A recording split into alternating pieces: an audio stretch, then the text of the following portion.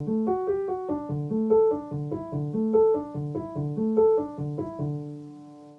everybody, welcome to Simply Scuba and welcome to the Daily Deco. Maybe one of the last few Daily Decos left, but we might talk about that later because Shaun hasn't really made that decision yet. And he's going to censor me by just making some tea kettle noises.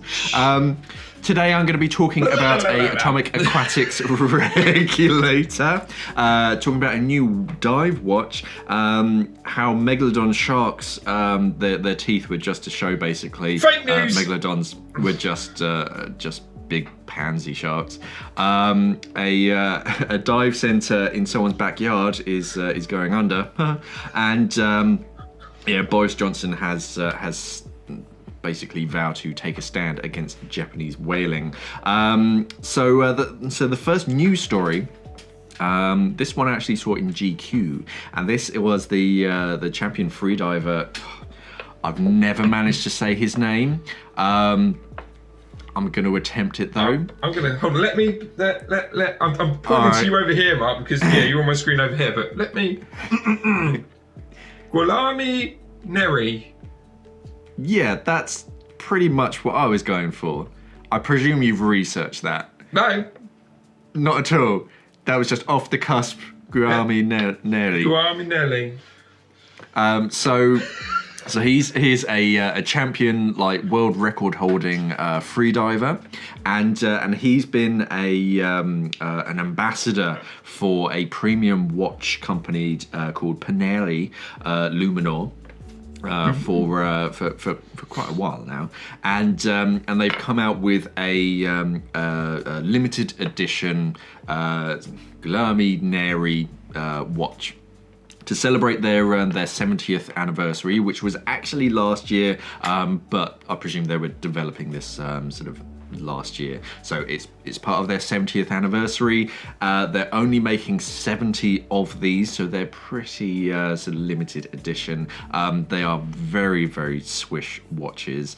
So the part of it is actually made, they describe it like 3D printing, but with titanium. What do they call it? It's like laser. It's got a fancy term.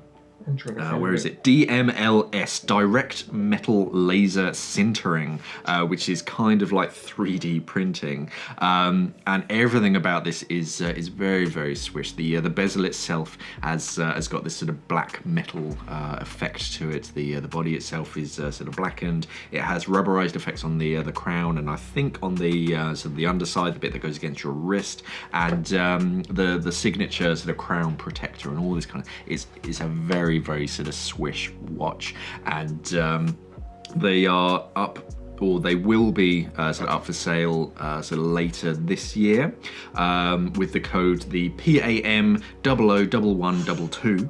Catchy. Yeah, I think is the just the part number, as it were. But they are up for sale for, what was it, £17,000. Sorry, £17,100 to be more accurate. So I'll probably only get one because they are limited edition, and Loser. it does cost like more than my car. So yeah, it's not as much as my Casio calculator watch. That's about 23 grand. It is gold and diamond encrusted though. You can't use any of the buttons because you cut your fingers on the diamonds. To be fair, this one does the date and the time, and that's it. I love it though. They make it, and it doesn't work. It tells the wrong time. It is. It's right twice a day, and it's.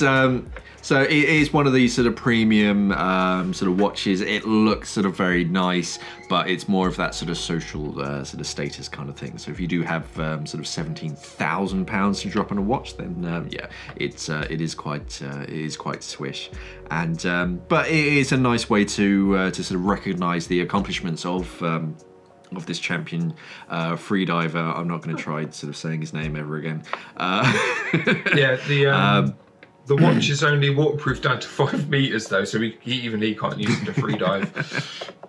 No, I'm sure it's. I haven't actually seen One thing that I did read is that they're so proud of the workmanship. It has a 70-year warranty. Fair enough. Well, if you spend 17 grand. Yeah. No, it's it is basically to celebrate all of his work, because he was like a world record holder at 20. And I don't think he can compete anymore. I think he suffered barotrauma because someone made a mistake. Basically, he was trying to do I can't remember, a world record attempt. He was trying to get down to 129 meters. Someone basically screwed up and made the rope 139 meters, which of course he hadn't trained for, and he had sort of barotrauma. So I don't think he competes anymore, but yeah, it's really there to sort of celebrate all of his accomplishments, and yeah, it's a very swanky, smart-looking watch. So yeah, if you do have 17 grand knocking around, let me know. I think, and if you were to buy that watch though, you wouldn't wear it. I wouldn't wear it. It would be in a safe somewhere. Or just imagine if you did. You go to a social gathering, and then you just somehow like wear it, and then it rubs against something, and then you just scrape the glass. It's fresh out of the box. No. Yeah, sorry, that's not covered by the warranty. Yeah. I'm sure Panerai would sort of replace it for a cost. No, they'll go, well, you should have put the £3 plastic cover over it to protect the screen. Yeah, one of those really naff, like sort of G-Shock sort of cradles over the top of it. Yeah. I mean, I had this once with a student, and he bought that waterproof D1 dry suit for like $2,000 or however much they were, and he was like, I kind of don't want to get it dirty. I was like, well, that's kind of the thing. It's a really nice dry suit. But yeah, you're gonna have to sort of get it scuffed up. Eventually, it's what it's there for. But yeah, a watch, bless it. I don't think I could sort of justify dropping £17,000. Obviously, if Panerai sort of want to sort of send us one, yeah, by all means, we'll put a link down in the description below where you can send it. Thank you in advance. Thank you very much. And to anyone else interested in buying one, if I do get one, I'll link my eBay account to where I'll be selling the watch at the low cost of £16,000. Yeah. Oh, I wouldn't want to, mate. Just imagine the PayPal and eBay transaction fee on that. Ooh, yeah. I wouldn't want to send that in the post. No, they'd be rubbing their hands with that one. They would be. Anyway, next news story. Apparently, Megalodon sharks weren't that sort of terrible. They are. So this was scientists who have basically created a digital model of a Megalodon's jaw based on sort of fossil remains and their teeth, and they put it through a whole bunch of sort of simulations to see like how efficient they were, and apparently their teeth were actually kind of rubbish, and they were just kind of the size they were due to the sort of the size of the shark, but they were relatively weak teeth, which is probably why we keep finding them sort of just all over the place. They just kept falling out. But yeah, so if you take a modern great white shark's tooth, which is a fraction of the size of a Megalodon tooth, which is like the size of your hand, apparently much stronger and much better at that kind of sideways, kind of head shaky sort of soaring motion. So yeah, they just like, okay, yeah, it was big, they had huge teeth, but they weren't really that scary. They could sort of use it for like cutting through sort of whale carcasses and trying to sort of get some meat and stuff. But apparently they said, we expected to find Megalodon teeth could resist forces better than those of its older and smaller relatives. Surprisingly, when we removed tooth size from the simulations, we recovered the opposite pattern. So yeah, Megalodon teeth are relatively weaker than most gracile teeth of other megatooth sharks. So yeah, they're actually And apparently the Megalodon name, if you sort of break it up, it literally means big tooth. But yeah, actually they weren't really that strong. I don't believe you. This is fake news. How dare? Although though, the new species of meg that are under the crust, the evolved, they'll have stronger teeth. With the amount of mouthwash that goes into the ocean, I'm sure that'll help. So the co-author of the study, Dr. Humberto Ferron, said that we think other biological processes might be responsible for the evolutionary change in their dentitions. For example, modifications in tooth shape that occurred from the older, smaller species to that of the more recent, larger forms like Megalodon are very similar to those sort of observed along the growth of the Megalodon. So basically, yeah, they just kind of grew up, and the teeth sort of grew up with the size of it. But yeah, actually, the teeth didn't grow because they needed to be particularly big or particularly strong. It's just the shark got bigger, the teeth got bigger in proportion. But actually, they're not that strong. Yeah. So yeah. So they adapted with the size, but they didn't necessarily adapt to the overall strength and the pressure that they can take. So it's not as if just stretched with it, but they didn't actually alter any of the strength. No, yeah, it's not like they could bite a whale in half or anything. It was just, oh, I'm big, I need big teeth, and that's about it. Yeah, but if you saw a meg, you would your pants, wouldn't you? Let's be honest. Yeah, I mean, last night I was flicking through Instagram, and one of those pages that just uploads obscure images, it had a picture. Well, it was an artist's rendition of a Megalodon, and then they put like teeny tiny little like human divers like next to it, and they're like, oh, real or fake, let us know in the comments below. And people were like, oh, well, it's obviously just like sort of the perspective of the camera. I was like, no, it's not, it's just a painting. Because yeah, this they're like, oh, it's obviously just a great white shark, and it's just the way the camera lens has sort of changed the perspective. I was like, no, the diver in front of it was like the size of its eye. Like, that's not camera trickery. That's just Photoshop. So good old Photoshop. Insta baby. Hey. Yes. Anyway, today's product that I'm talking about is the Aquatics Z3 Regulator. So this is basically sort of Atomic's like budget regulator, because they make a lot of really sort of fancy hyper regulators made out of titanium and zirconium and all that kind of stuff. This one is much more affordable, but it still has a lot of the features that a lot of the fancier regulators do, like seat-saving orifices, which basically, when your regulator is not in use, most regulators, they still have the shuttle basically pushing against a seat, and eventually, over time, that spring just keeps pushing, and the soft seat just, we call it bedding in. So if it's in storage for too long, the next time you use your regulators, you'll get a little bit of hiss of gas. That's usually the seat just needs changing. But with the Atomic, the Z3, it actually has a mechanism that separates the two during storage. It has an automatic Venturi lever, so if your regulator starts to free flow, it just interrupts it automatically. You don't have a little sort of flippy toggle thing on your second stage that you need to set to sort of either on or off. It's just automatic. It does it sort of all by itself. And the first stage has 7 low pressure ports. It's kind of a 5-port swivel turret design, in that you have that sort of 5th port sticking straight out of the first stage, but instead of having a swiveling turret and that extra sort of failure point, they actually have 6 further low pressure ports all the way around it, so hose routing is sort of really sort of smart and easy. So lovely regulator. The Z3 is an upgraded version of the Z2.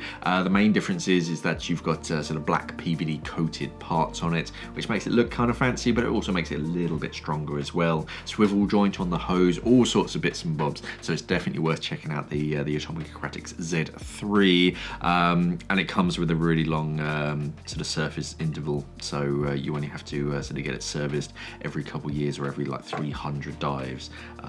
So unlike most regulators, which might be a little bit cheaper, they have to be serviced every single year and after 100 dives, whereas with this one it's every other year, so you're saving that money in the long run. So it actually works out a lot cheaper. And yeah, it's Atomic Aquatics, so everything about it is very, very swish. They always use sort of really nice materials, and the build quality is always fantastic. So there'll be a link down in the description below to check that out. Cool. The next news story comes from Port Charlotte, and this was a dive centre called like Bottoms Up Scuba or something. Yeah, Bottoms Up Scuba. Fantastic name. They're basically a dive centre that's trying to get with the times and trying to, you know, work from home. Only they've been denied a zoning exemption to teach scuba in their backyard pool after dozens of complaining neighbours signed a petition. So basically, they were trying to teach students scuba diving in their backyards to sort of work from home, and basically everyone around them just complained because of noise and sort of parking on the road, because all of their students would be sort of parking out front, and apparently it was blocking access for emergency services. And the article goes on to say that it's quite a sort of up and coming kind of swanky area, and yeah, basically everyone said we don't like this, stop, and they kind of have to. So the business owner Renata Ellis told the Daily Sun on Thursday she's considering her legal options right now, but yeah, basically doesn't really have much of a leg to stand on. The article goes on to say how if you're doing something like by yourself, so if it was just like for their own enjoyment, they were scuba diving in their own swimming pool and sort of filling up their tanks and making sort of noise about it, that's kind of okay because it's recreational. You can kind of do sort of what you want in your own homes. It's just as soon as it starts to get ridiculously noisy, that's when you start getting nuisance calls. But when it's a business and you're charging people and making money out of it, then it steps into a slightly different realm, and you start to need like proper permits for these kind of things. Yeah, all of the neighbours basically said no. They so one of the neighbours apparently said they don't seem to respect anyone in the neighbourhood, said Sharon Nicolosi, who complained about seeing Ellis's Corvette speeding up on the cul-de-sac street. If this petition is granted, will the board be happy to learn that someone did not make it to the hospital because an emergency vehicle couldn't make it through the parked vehicles? So, yeah, that's kind of it. Tricky, mate. You're trying to earn an honest buck, but yeah, you've got to really think about. You got to do it properly. Yeah. And I don't really think I'd like to. So if I was paying like a fair amount of money to learn how to scuba dive, and okay, where do I meet? Oh yes, and you sort of go and you just turn up at someone's house, and you're like, yeah, come on through, wipe your feet as you sort of come in. You're like, okay, and it's like, oh yeah, let's go jump in our pool in our backyard. Like, I don't know how I'd sort of feel about that. I mean, I learned in a dive centre with their own swimming pool. A lot of swimming pools use like local leisure centres, which I've never been a huge fan of because their pools aren't really made for scuba training, but needs must. And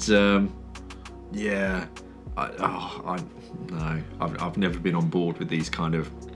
I'm fine with like independent instructors. Like you can do all the classroom and the book work at home as long as it's like fairly professional. But yeah, I kind of still want a proper dive centre to do stuff like that, not just someone's living room and backyard. Yeah, well, like you say, it's more professional, isn't it? You know, dive centres themselves are struggling at this moment in time, so they need all the love, especially when lockdown eventually finishes or whatever in 100 years' time. You know, those sorts of staples are very important. Whereas if people are doing it at home, you know, I'm sure people are gonna, you know, they're gonna follow the rules, you know, when it comes to health and safety and all that sort of thing. But there's probably going to be a lot that aren't, and then that's when accidents happen, and it's just a whole can of worms, isn't it? Working from home or doing that sort of thing from home, because you're going to get people, like you say, that are going to follow the rules, but people are going to be sly about it, and if they can get away with claiming it as recreation, they're going to do that. But it could harm the industry, unfortunately. Yeah, I mean, where I used to teach, that was smack dab in the middle of a residential area. And when we were teaching on sort of Saturdays and, every day, we wouldn't start up the compressor at like sort of 6 or 7 a.m. We'd sort of wait as late into the day as possible to sort of fill up tanks, because, it's the done thing. You try and make as little noise as possible to interrupt everybody else. But apparently, driving a Corvette, racing up and down this sort of small, sleepy street, and I presume the noise for the compressor and all like free flows and students and kind of stuff was just getting to the neighbours. So no, unfortunately, she might be sort of looking for some new premises to be able to teach her students. Oh dear. The final news story is a follow-on from that poor minke whale who was killed in Japan. So if you didn't hear, it was a minke whale that was caught up in Taji, and it was trapped in nets for about 19 days. And of course, all the environmentalists were saying, why don't you just sort of let it go? And the Japanese whaling fleet just sort of said, oh no, we'll help it later. And then after 19 days of just being distressed and sort of trapped in these nets, they basically killed it, but not in a particularly humane way. They basically tied up its tail and sort of held it upside down in the water so it couldn't breathe, so it drowned. And the British Prime Minister, Boris Johnson, now he's bad in a lot of ways, but actually one of his redeeming features is that he's quite passionate about sort of opposing whale hunting and all this kind of stuff. And this is apparently the first time that he has sort of publicly sort of said anything against this. Apparently there's been quite a few sort of phone calls and sort of behind closed doors sort of meetings between him and in Japan, basically saying, don't agree with this, please stop it. You really need to sort of get with the times and sort of stop doing this. But now he said to I think it was the Telegraph, how he's basically written to them and just said, you know what, this really does need to stop, like officially, because after they withdrew from the IWC, the International Whaling Committee, whatever it was, he's like, no, because Britain, we're quite sort of passionate about our sort of oceans and seas and all this kind of stuff. So so he said that later on, I think it's this year in Glasgow, they've got the big environmental talks, and he's going to sort of raise that, and so he said, at a time when we're already seeing the tragic and irreversible destruction of our natural world, with the sea increasingly pumped full of plastics and climate change threatening entire ecosystems, it is more important than ever to take a stand against the cruel practice of whaling. I took to Japan, a world leader on climate change and free trade, to stand with me in the fight against the killing of these beautiful mammals and take steps to help preserve our precious marine life for future generations. So he's really sort of taken a stand, because I think at the moment we're sort of very much looking for like trade partners and all this kind of stuff. So we're kind of sort of not kind of on the back foot, because we've come out of one economic zone to try and sort of like start ourselves, so we're just sort of putting the feelers out. But we're not sort of backing down on these kind of things. It's very much, oh, actually, no, we want to do business with you. You are like an industry leader in sort of economic or sort of eco-friendly sort of technologies and whatnot, but you're still very much behind the times, trapping and killing whales and dolphins and all this kind of stuff. It's bizarre. Yeah, it's one of those things, and Shaun and I, we were discussing it earlier, how Japan have always been kind of this country that are stuck between two worlds. They always want to sort of maintain their traditions and their culture, which is fine, but they also really want to be at the forefront and sort of modern and sort of leading the way for technology and all that kind of stuff. But it's fine when you're keeping certain traditions, but others do need to just remain in sort of history. I mean, we used to sort of hunt whales a lot. It used to be a massive industry for the British and the Americans and all sorts of sort of countries, but we don't do it anymore because there's no real need for it. Okay, it was a tradition that we used to do, but we kind of looked at it, reassessed it, and went, oh, you know what? No, that's bad. We should probably stop doing this. So hopefully, after the environmental summit in Glasgow later this year, hopefully something positive will happen. Because I mean, Australia, I think quite a lot of sort of countries around the world are very much against whaling and all this kind of stuff. And of course, the Japanese, they've been whaling for years. They just called it scientific research. These why they're catching these whales. And this poor minke, of course, they killed it, and then it went straight to the meat markets to sell its meat. Of course. But so hopefully, sort of later this year, we might make some kind of progress. Who knows? The start of something, maybe. Who knows? Yeah, there's probably going to be some kind of concessions where, so we'll stop doing this, or we'll start doing this if you stop sort of hunting and killing whales and dolphins. And that makes sense.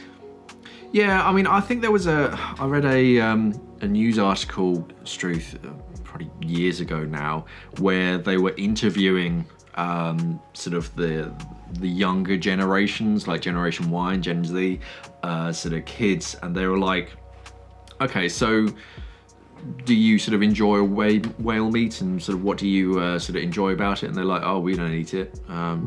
It's like, it's not really something that a lot of the next generation are like desperately into. It's not like a staple of their diet, but they keep like trying to justify it as like, oh no, it's something that everyone eats, but I don't think it is anymore. So hopefully in the next couple of years it will start to kind of dwindle off, and eventually they'll see the light. I get it's an industry, I get that they're only hunting them in their own waters at the moment, but they really do need to get with the times, unfortunately. They do.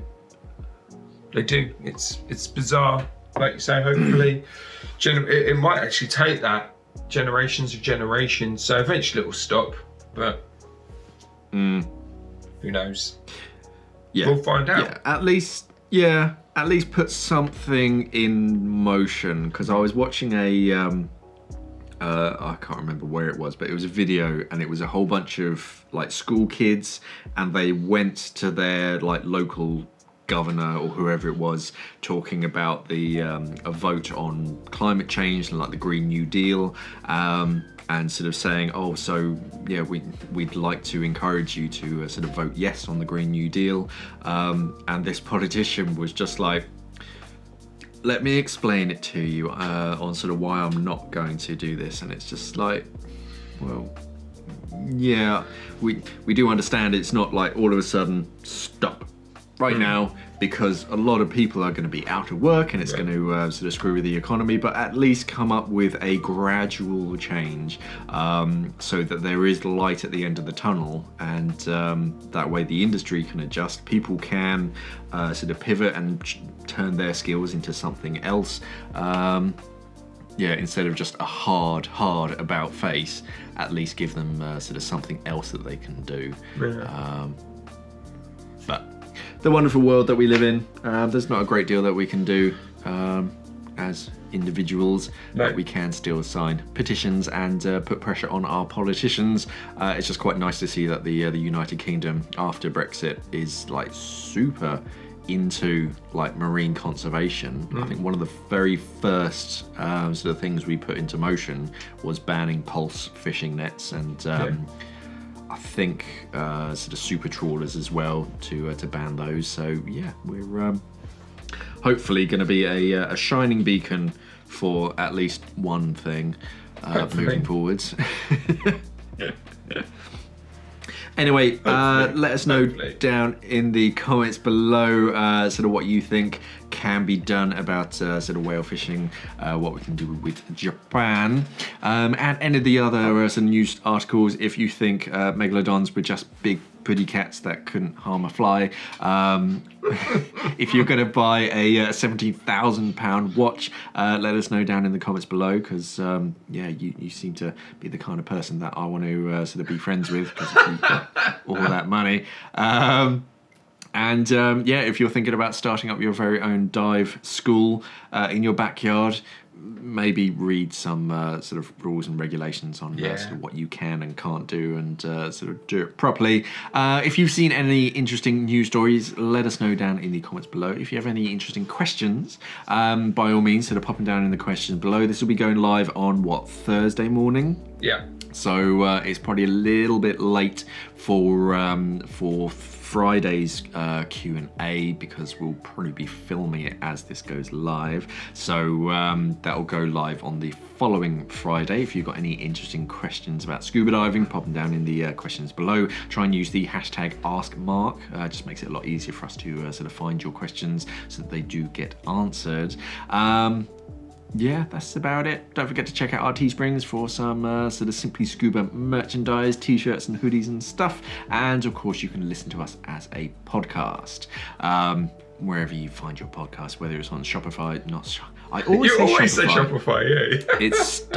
It's stuck in my mind. Even though I use like Spotify every day when I'm walking the dogs, yeah, it just gets stuck in my head. You can listen to us sort of over there, so sort of out and about. Okay, you don't see our pretty faces, but you get to hear our voices in glorious ASMR. That's it for today. Yeah, let us know down in the comments below if you have any interesting news stories. Thank you for watching, and of course, safe diving.